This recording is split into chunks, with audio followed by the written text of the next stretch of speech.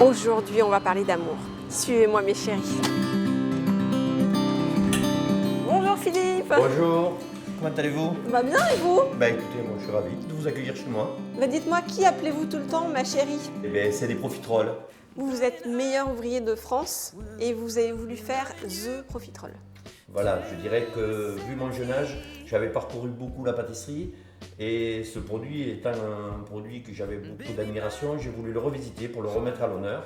Il paraît que la profiterole, ça avait une mauvaise image.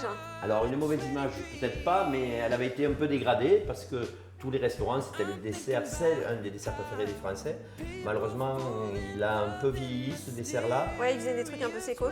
Peut-être, C'est un ça peu sécosse, et puis peut-être qu'on oubliait de le faire minute. Donc vous, c'est ce que vous faites, vous servez des desserts à l'instant. On cuit les choux toutes les 45 minutes, donc ce qui permet d'avoir du croquant et du moelleux, et on les garnit à la demande du client. Alors comment est-ce qu'on peut être créatif dans la profiterole?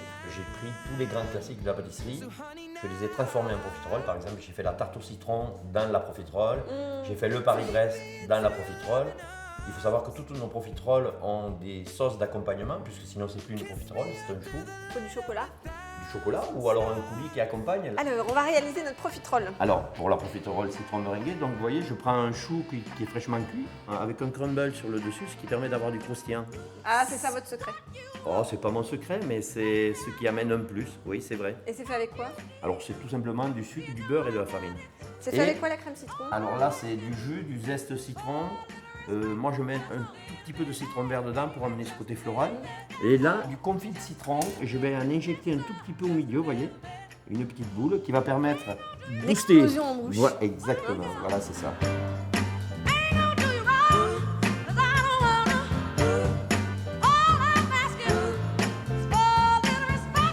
Voilà, elle a fait sa profiterole. On va les déguster tout ça. Allez. Donc, j'ai créé ce petit ouvrage où il y a une trentaine de recettes. Juré de l'émission qui sera le prochain grand pâtissier, plus meilleur ouvrier de France. Je suis bien tombée quoi. Je ne sais pas si vous êtes bien tombé, mais moi je suis ravi de vous accueillir. Ça envoie, hein? On voit grave.